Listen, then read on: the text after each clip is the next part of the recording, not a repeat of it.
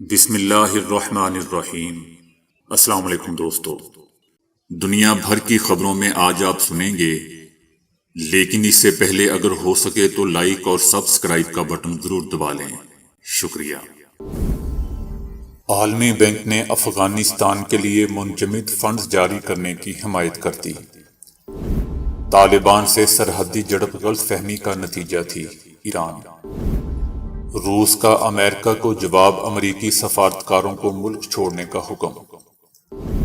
امریکہ متحدہ عرب امارات میں بھی اومیکرون کا پہلا کیس رپورٹ۔ روس یوکرائن کی سرحد سے آرمی واپس بلائے یا کڑی پابندیاں بھگتے: امریکہ۔ امریکہ کا چین پر آسٹریلیا کو متعدد پابندیاں لگا کر غیر مستحکم کرنے کا الزام۔ کم ویکسینیشن اور ٹیسٹنگ سے کورونا کی نئی اقسام پیدا ہو رہی ہیں۔ پہلی مسلمان خاتون جو بس ڈرائیونگ کرتی ہے۔ تو آئیے چلتے ہیں اب خبروں کی تفصیل کی جانب۔ عالمی بینک کے بورڈ نے منجمد ٹرسٹ فنڈ میں سے افغانستان کے لیے 28 کروڑ ڈالرز کی امدادی رقم جاری کرنے کی حمایت کر دی ہے۔ افغانستان میں انسانی بحران سے نمٹنے کے لیے عالمی بینک نے یہ رقم 2 امدادی اداروں کو جاری کرنے کی حمایت کی ہے۔ اقوام متحدہ کے عالمی فوڈ پروگرام اور چلڈرن فنڈ کو منجمد فنڈ سے 28 کروڑ ڈالرز کی رقم جاری کی جائے گی۔ تاہم اس کے لیے عالمی بینک کے افغانستان کی تعمیر نو کے لیے ٹرسٹ فنڈ ARTF سے منسلک 31 ڈونرز کی جانب سے منظوری کی ضرورت ہے۔ عالمی بینک کے بورڈ ممبران کا اجلاس منگل کو منعقد ہوا تھا، جس میں 1.5 ارب ڈالرز کے ٹرسٹ فنڈ میں سے 50 کروڑ ڈالر انسانی امدادی اداروں کو منتقل کرنے کا معاملہ زیر غور آیا تھا۔ افغانستان کی 3 کروڑ 90 لاکھ عوام کو معاشی بدحالی، سردیوں میں خوراک کی کمی اور بڑھتی ہوئی غربت کا سامنا ہے۔ افغانستان کی صورتحال سے متعلق ماہرین کا کہنا ہے کہ عالمی امداد جاری کرنے کے حالات بہتر ہو سکتے ہیں، لیکن امریکی پابندیوں کے باعث عالمی مالیاتی اداروں کے لیے فنڈز کو افغانستان میں منتقل کرنا ہی ایک بہت بڑا مسئلہ ہے۔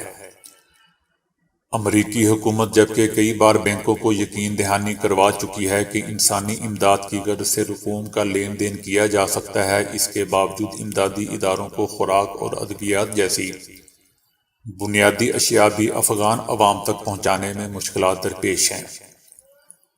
ٹرسٹ فنڈ میں سے کسی بھی امدادی ادارے کو رقم منتقل کرنے کے لیے تمام ڈونرز کی جانب سے منظوری کی ضرورت ہوتی ہے، جبکہ امریکہ اس فنڈ کا سب سے بڑا ڈونر ہے۔ تمام ڈونرز پر مشتمل اجلاس جمعے کو منعقد ہوگا۔ ایران نے کہا ہے کہ طالبان اور ایران کی فورسز میں سرحدی جھڑپ غلط فہمی کے نتیجے میں ہوئی۔ افغانستان کے سرحدی علاقوں کے رہائشیوں کی نقل و حرکت سے غلط فہمی ہوئی اور سرحد پر فائرنگ کا تبادلہ ہوا۔ اب سرحد پر معمول کے مطابق ہیں۔ ایران اور افغانستان کی سرحد پر گزشتہ روز جھڑپ ہوئی تھی۔ طالبان نے ایرانی شہریوں کی جانب سے مبینہ طور پر سرحد پار کر کے افغان علاقے میں آنے پر فائرنگ کی۔ جوابی کارروائی میں ایرانی فورسز نے بھی فائرنگ کی۔ سرحدی جھڑپ میں کوئی زخمی نہیں ہوا۔ طالبان حکومت کے نائب ترجمان نے نمروز کے سرحدی علاقے میں جھڑپ کی تصدیق کی تھی، تاہم تفصیلات نہیں بتائی تھیں۔ امریکہ کی جانب سے 27 روسی سفارتکاروں کو نکالنے پر روس نے بھی جواب دے دیا ہے۔ روس نے 3 سال سے زائد عرصہ ماسکو میں تعینات امریکی سفارتکاروں کو ملک چھوڑنے کا حکم دے ڈالا ہے۔ روس کی جانب سے یہ رد عمل یوکرائن کے مسئلے پر بلائے گئے نیٹو ممالک کے اجلاس کے موقع پر اور روس امریکہ وزرائے خارجہ کی ملاقات سے 1 روز پہلے سامنے آیا۔ 3 سال سے زائد عرصہ روس میں تعینات امریکی سفارتکاروں کو حکم دیا گیا ہے کہ وہ 31 جنوری 2022 تک ملک چھوڑ جائیں۔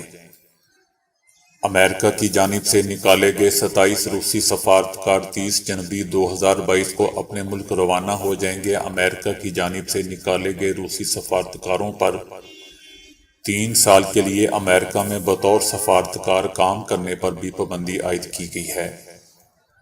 سرد لڑائی کے بعد دونوں ممالک کے تعلقات اس وقت انتہائی کمزور سطح پر پہنچ گئے جب روس نے یوکرائن کی سرحد پر اپنے ہزاروں فوجی تعینات کر دیے۔ امریکہ اور متحدہ عرب امارات میں بھی نئے کرونا ویرینٹ اومیکرون کا پہلا کیس سامنے آ گیا ہے۔ اومیکرون شمالی افریقہ سے آنے والی خاتون مسافر میں پایا گیا۔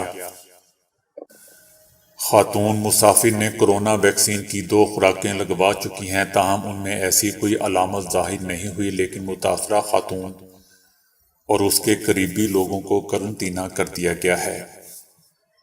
دوسری جانب امریکی حکام کے مطابق متاثرہ شخص 22 نومبر کو افریقہ سے امریکہ آیا تھا، جبکہ متاثرہ شخص ویکسین کا کورس مکمل کر چکا تھا۔ وائٹ ہاؤس کے مطابق متاثرہ شخص کو قرنطینہ کر دیا گیا ہے، جبکہ اس کے اہل خانہ اس کورونا سے محفوظ ہیں۔ یاد رہے دوستو کہ اومیکرون کے بارے میں بہت کچھ نامعلوم ہے، جس کی 20 سے زائد ممالک میں شناخت کی گئی ہے، بشمول یہ کہ یہ کتنا خطرناک ہے، یہ لوگوں کو زیادہ شدید بیمار کرتا ہے یا نہیں، تاہم ان سب پر ماہرین کی ریسرچ جاری ہے۔ امریکی متعدی امراض کے سر فہرست ماہر ڈاکٹر انتونی فوکی نے بتایا ہے کہ 2 سے 4 ہفتوں میں اومیکرون کے تناؤ کے بارے میں مزید معلومات حاصل ہو جائیں گی۔ اس کے علاوہ جنوبی افریقہ میں کورونا کی سامنے آنے والی یہ قسم اب متعدد ممالک میں پھیل چکی ہے، جس کے پیش نظر مختلف ممالک کی جانب سے دوبارہ سفری پابندیوں کا آغاز کر دیا گیا ہے۔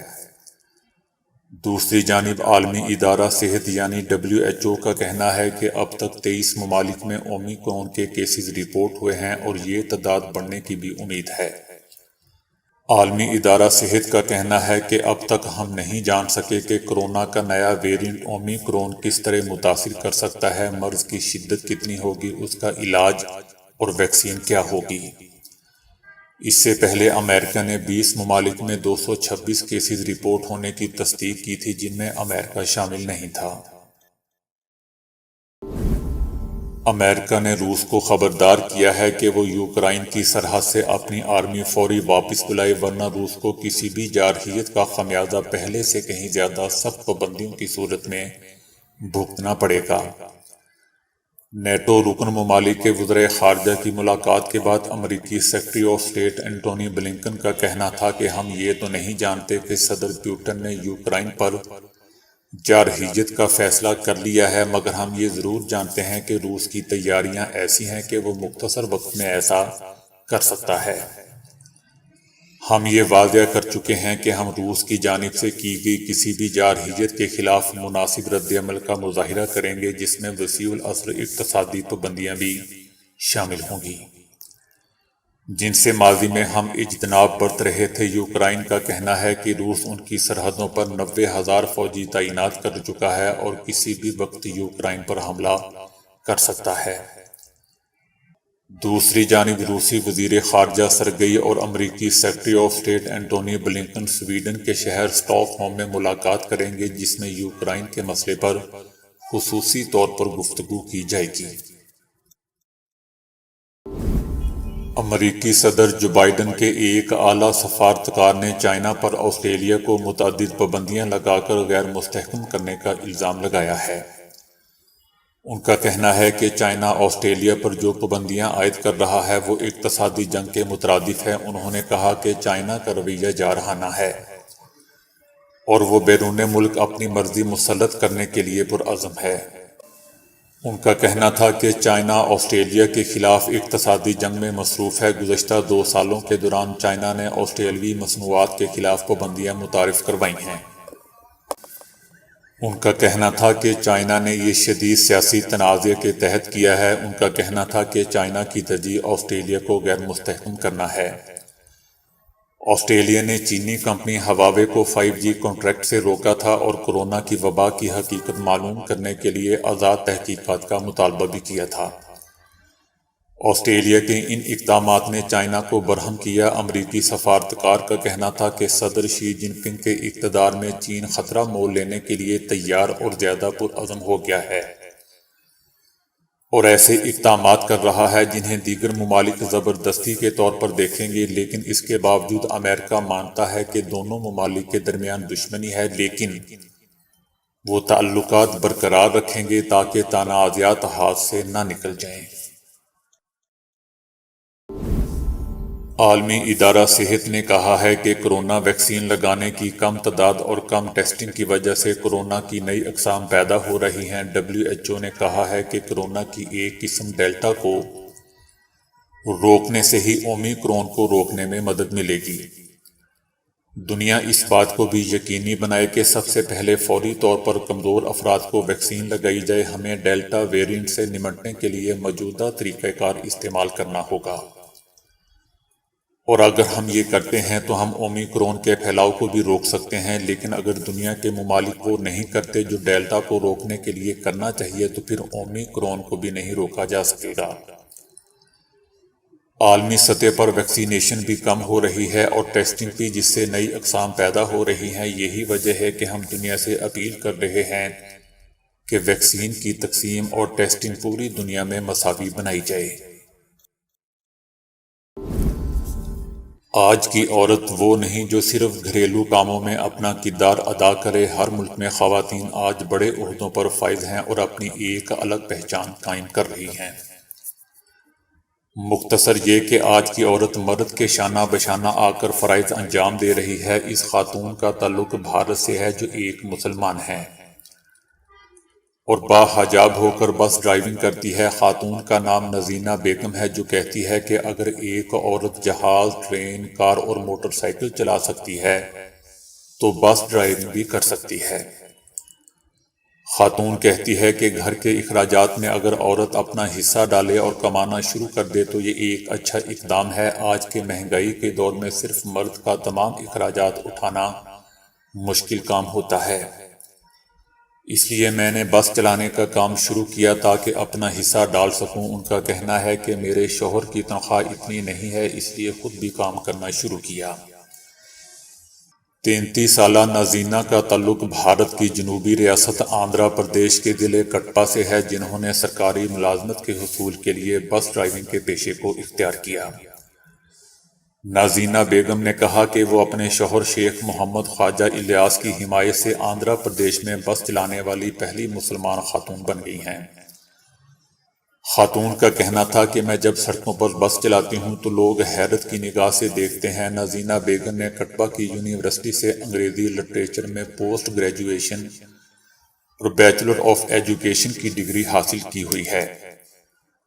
وہ 2 سال تک کٹپا کے ڈگری کالجوں میں طلبہ کو تعلیم بھی دے چکی ہیں۔ نازینا بیگم کا کہنا ہے کہ ان کے رشتہ داروں کو ان کا بس چلانا بالکل بھی گوارا نہیں ہے۔ میرے خاندان والے مجھے کہتے ہیں کہ بس چلانے کا کام مجھے نہیں کرنا چاہیے کیونکہ یہ غلط ہے، ایک مسلمان خاتون کا بس چلانا ٹھیک نہیں ہے۔ لیکن مجھے میرے شوہر بہت سپورٹ کرتے ہیں، انہیں پورا بھروسہ ہے کہ میں محکمہ ٹرانسپورٹ میں ڈرائیونگ کی نوکری سے ایک بڑا عہدہ حاصل کر سکتی ہوں۔ تو دوستو، ابھی کے لیے اتنا ہی۔ ویڈیو کو لائک اور شیئر کرنے کا بہت بہت شکریہ۔